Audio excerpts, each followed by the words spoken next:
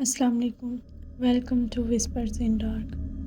آج کی اسٹوری کافی زیادہ خوفناک ہے۔ اگر آپ رات کے وقت سن رہے ہیں تو آیت الکرسی پڑھ لیں تاکہ آپ کو ڈر نہ لگے۔ آئیے شروع کرتے ہیں۔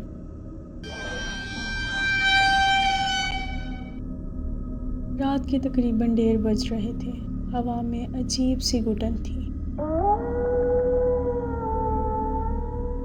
اور گاؤں کے اس پرانے کچے گھر میں صرف ایک بلب جل رہا تھا۔ میرا نام مزمل ہے۔ یہ کوئی کہانی نہیں، میری زندگی کا سچ ہے۔ یہ کالے جادو سے شروع ہوئی، جس سے ہماری پوری فیملی پر بہت زیادہ گہرا اثر پڑا، جس کو آج بھی سوچتا ہوں تو میرے رونگٹے کھڑے ہو جاتے ہیں۔ ہم پنجاب کے ایک چھوٹے سے گاؤں میں رہتے تھے۔ ہمارا گھر چھوٹا سا تھا، جیسے گاؤں کے باقی گھروں کے جیسا ہوتا ہے، 2 کمرے، برآمدہ اور صحن۔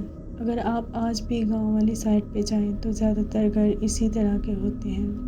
ہماری زندگی بھی معمول کے مطابق بہت اچھی چل رہی تھی، لیکن آہستہ آہستہ سب بدلتا گیا۔ امی کہتی تھی کہ کچھ دنوں سے گھر کا ماحول بدلا سا ہے۔ رات کو برتن خود بخود ہلنے لگتے ہیں، دروازہ بغیر ہوا کے بجتا ہے، اور میں اکثر نیند میں چیخ کر اٹھ جاتا تھا۔ لیکن اصل مسئلہ میرے ساتھ تھا۔ مجھے محسوس ہوتا تھا جیسے کوئی میرے بالکل پیچھے کھڑا ہے، جیسے کوئی میرے کان کے بالکل قریب آہستہ سے سانس لے رہا ہے۔ جب مڑ کے دیکھتا تھا تو کچھ بھی نہیں ہوتا تھا، لیکن وہ احساس، وہ کبھی نہیں جاتا تھا۔ ایک رات میں نے آئینے میں خود کو دیکھا۔ میرا چہرہ میرا نہیں لگ رہا تھا۔ آنکھیں سرخ، ہونٹ خشک اور ماتھے پر پسینہ، جیسے تیز بخار ہو۔ اس رات امی نے کہا، کسی نے ہم پر کالا جادو کروا دیا ہے۔ پہلے ہمیں تو یقین نہیں آیا، لیکن پھر چیزیں مزید بگڑتی چلی گئیں۔ میرے کمرے میں رات کو اکثر چٹکنے کی آوازیں آتی تھیں۔ کبھی لگتا تھا کوئی چھت پر چل رہا ہے، اور کبھی کوئی آہستہ سے میرا نام لیتا تھا، مزمل۔ آواز اتنی قریب ہوتی تھی جیسے کوئی میرے سینے پہ بیٹھا ہو۔ جیسے جیسے دن گزرتے گئے، پیرانارمل ایکٹیویٹیز زیادہ ہونے لگ گئیں۔ آخرکار ہم ایک روحانی علاج کرنے والے بابا جی کے پاس گئے۔ جب ہم پہنچے، وہ قرآن کی تلاوت کر رہے تھے، لیکن جیسے ہی ہم کمرے میں داخل ہوئے، وہ اچانک خاموش ہو گئے۔ انہوں نے میری طرف دیکھا اور صرف ایک جملہ کہا، یہ اکیلا نہیں ہے۔ پھر ہم نے انہیں سارا معاملہ تفصیل سے بتایا۔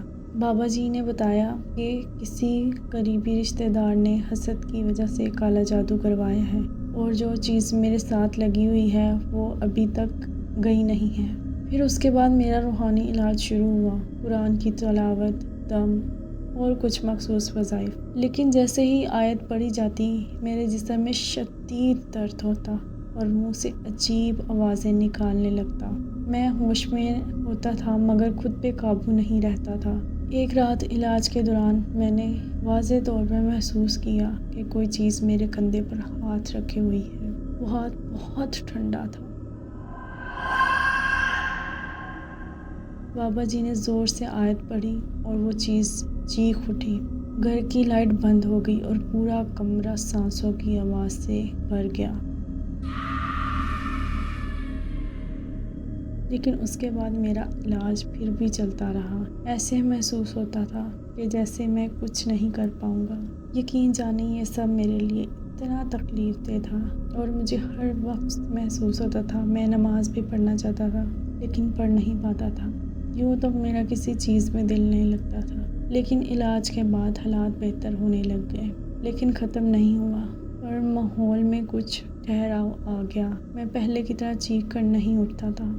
آج بھی کبھی کبھی رات کو میں جب اکیلا ہوتا ہوں تو وہی سانسوں کی آواز پھر سنائی دیتی ہے، اور کبھی آئینے میں مجھے لگتا ہے کہ کوئی میرے پیچھے کھڑا ہے۔ بابا جی نے جاتے وقت کہا تھا، یہ چیز کمزور ہو چکی ہے مگر ختم نہیں ہوئی۔ جب تک ایمان مضبوط رہے گا یہ قریب نہیں آئے گی۔ اور آج جب میں یہ بات کر رہا ہوں تو میرے کمرے میں ہوا بالکل نہیں ہے، لیکن پردہ ہل رہا ہے۔